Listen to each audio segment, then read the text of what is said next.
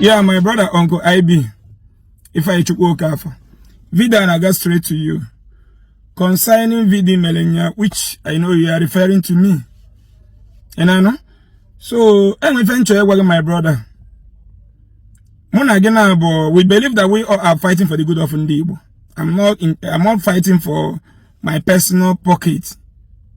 Because you know me very well. Malota and Otunsi noro na ani Igbo ta na mbo ye na agba mbo. Na agwu amambu mu na ezinụlọ m. Now, enwe ihe nchọrọ ịjụ gị. Ị na-ekwu si na mmadụ nwụọ post onye afọ. Were onye nwụrụ anwụ na-achị onye were onye nwụrụ na-achị onye nwụrụ anwụ ọchị. Let me ask you something. Aji ozi a nchọrọ iziga alụ gị ka m were agwakwa ụmụ Igbo niile okwu. Especially ụmụ atụrụ Jizọs ndị ahụ eriri na-enwere akọ n'uche. Bụ ha nwa bụ ajọ mmụọ na Satan anyị nwere na Africa na Nigeria. Maka onye ọ na-abụrụ Bible enwe ezi sense. Onye ọ na-aba akwụkwọ na-agwụ ya how is going to be protected, how is going to be prosperous. Carry common sense ya. Onye ahụ abụrụ gị efulefu. Ka m were ohere aza ume efulefu niile ahụ through your message. Now, my brother, onwe mgbe nwa bụ Ezeaku Ejiofor wenite phone mu si Junior Pope nto kwa Jesus egbugo gị nto no. So my brother, ihe m je tikwere mkpuni na aka ndị baye mara na Nigeria Reverend Father, pastors and bishop be deceiver. Na ha bụ ndị okwu asị. Now, isi no nwere ihe gbasalụ ọnwụ Junior Pope na Jesus. Ni ihe gburu Junior Pope mistake. Eyiho life jacket. Adịghị nkwado dịka onye na-eje na mmiri. Na nwa meloji nwo. Mgbe fa ichukwu okafo nyelu m aka gwawa graduate. Na o nwere ihe gbasara Jesus. Na inyefe ọrụ. Na ife me na fe nwere ọrụ today bụ na enwere factory, industries, ebe na-produce igwe okwu ije n'onu m na village fa. Na enwere Satan jifi nweta ọrụ, a na-enwekwanụ Jesus ga-enyefe ọrụ. Unu ncha niile nọ. Una afu ni emela our graduate di jobless bu mistake government anyị melu by arrow factory like China, like London, like Germany. Una agbacha nkete ndị father na ndị pastor na-enye 7 days crusade na Jesus na-enye ọrụ. Kama unu ga-esoro m pụta tiwe mkpu gbawa graduate okwu sifa Genesis obisi onwe unu na emelu unu ji di jobless bụ gịnị na government may mistake the same way Junior Pope si make mistake your life jacket. No, but the same way Junior Pope si make mistake your life jacket we nwo ka government ji we make mistake yari elu factories na village say ayoto si dị na America. No, kwa enwe mere anyị ji dị jobless. Unu cha agba nkịtị ndị fada na-eme ndị ba prosperous crusade.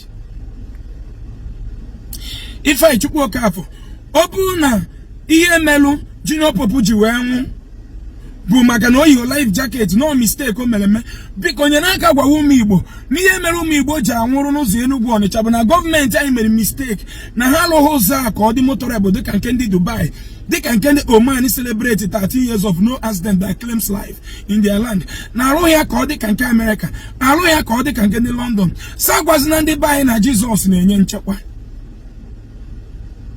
Kedụzi ka anyị ga-esi ghọta no mistake gburu Junior Pope? Mana ya man watazi no mistake mere graduate enweta ọrụ kama ya na-akpọ Jesus ka onye graduate ọrụ na-enwere somebody kechiri akara aka a graduate na community. Ife ichukwu okafe na anọrọ na be nna gị agụrụ a conduct 7 days crusade, somebody ebulu dọọ ma jebutu ukwu osisi ancient tree dị be nna gị si na oji youth agaghị iru. Ife ichukwu enwere factory dị na agụrụ ga-eme mmadụ 200 employ once. The answer is no. Mgbe nyere m aka pụta n'ilu ọgụ a eziokwu bụ ofu anyị ga-etiwa akọ Igbo nsugbe. Eziokwu nna ya mkpụrụ na ntigidere ka m ji ụmụ Igbo niile ji wee malụ taa na enweghị onye Igbo any village in Igbo land enwere onye dara ngwụlọ Jesus mere ọgaba ije, na enweghị anybody na ala Igbo kpụrụ isi Jesus mere ọgaba ije. Mana unu ncha niile gbara nkịtị dị ogbi alụ a na-emesi ọgụ akwa na ọgụ ncha ga-esoro m n'ụba na aghọta na ebe nkụzi m na-eje. Ọ bụrụ na ihe gburu Junior Pope bụ mistake eyiho life jacket, kedụzi eme na Nigeria Reverend Fathers na pastor na promote okwu asị na agwa nwaanyị dị ime na-ekeri akọọdụ n'afọ. Instead of blaming the woman, he got the proper attendant. It was Sigano. Not one mistake, no Atlanta, or no Molonwa, no going with a supporting machine, no going with what it takes to manage a dying patient. Ndi unabacha anketi. If I chugu ani menyegi as an assignment, so lumuti bempa. Wabande bai. No one of Jesus in any visi obodo Igbo. No mistake. Government time made those you buy. Merende buy jijo obodo Igbo. Can they buy this is not Jesus in your havisa? Makanobu no na arapu. Unobu no nebi do wabande bai. Ne one of Jesus in any olo. No makana government made mistake. No haro windows me haji di jobless. Manono gabia. Tamota. Namtare Jesus ota. Imane ezo kwa de honey. Balance and ezoku na Igbo. Obo na incha ni na-eri eme eziokwu na emere junior pope ji wee nwebe mistake. Achọm ka onye ọbụla mara eziokwu na mistake gọọmenti anyị meworo na enye ha anyị ụlọ ọgwụ, enye ha anyị emergency number, enye ha anyị standard ward hospital, enye ha anyị good motorable road, enye ha anyị industry n'oge emekwe ọnwụ ike na-egbu na communities ya. If I chukwu ọka bụ ka ezi ka gọọmenti anyị ga-esi mee mistake. If you na one village na Igbo, enwere any laboratory system no there. Enwere any hospital. Only some many villages na Igbo, doctors are not here. Hospital are not here. Now come and doka. Ga that community. No kwa mistake government email. Nenyere ho no ogu. Ga emende made ga ejina anwa eba. Ndoka bia kwuru n'iru obodo na ekpuchi obodo na ọbara Jesus. Enwe atrocity karịrịa.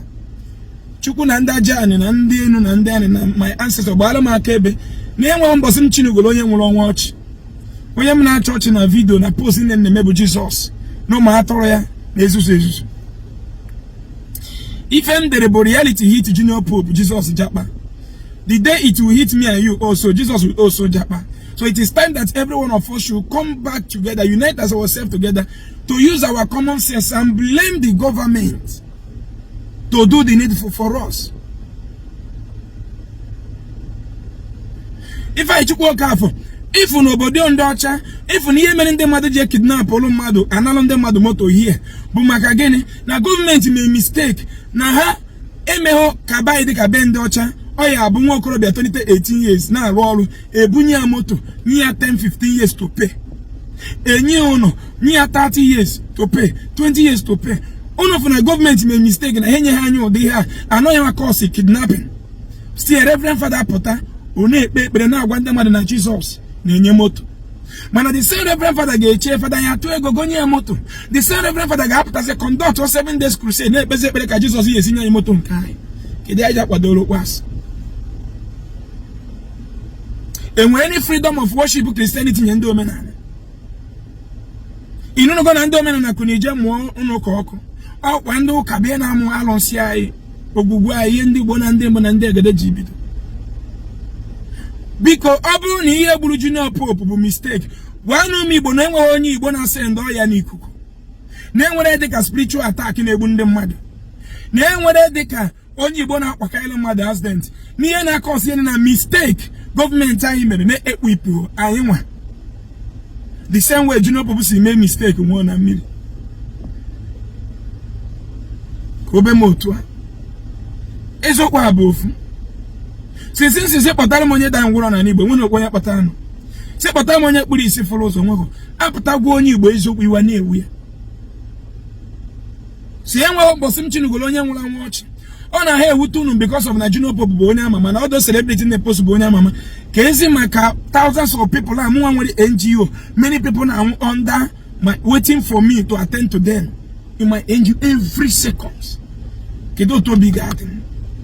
Ono manesim ka odere gị mma gị nwa na watch mbo onye oji mbo ni na agba bụ ka odere gị mma I'm on Facebook monetize Facebook anaghị akwụ m ụgwọ if I chukwu ka feed away ana meme ka nchutego time mu na energy m ka nje m all these things ka odoro m Igbo na m so my brother if I achọ m isi na message ga pass ndị mmadụ okwu na enwe onye nwụrụ anwụ na church onye m na church bụ criminal activities Christianity na practice by somebody put us na Jesus na enye ndụ mụ Mona God do agondo to pay but akụkọ Jesus 100 and something years ago. Our forefather do agondo. Jesus is from nowhere after Kebuche na na dey claim ono nya wanyese mona agendo. Aye kwete. So when I nwoke roto and wona reason I am put kwa gwando wana nwa gwando Jesus na enye. Na Jesus save okwe junior pope. No man save kwe nyanwa. Mana I ga put gwande man na arụ man save. Ha gbakute Jesus. Mana mbeze gwa na Jesus ama save ge gbakute technology, gbakute government obula. Mana the same church ga be na agwa na arụ man save ge gbakute Jesus. Na agwazi ge kita na Jesus ama save ge gbakute government, gbakute human being, gbakute science, gbakute technology obula. Igbo bai ka iwere kwani ilu anyị go ezi anyị ọkụ. Na ọ bụ no mistake junior pope men. Biye gburia ma akwa no mistake government anyị mere na enye ha anya ezigbo ụzọ biye nwere ike igbo mụ na gị na motor accident echi na enweghị onye nọ n'obodo maka ịsa send motor accident. Udo dị ilu m Igbo.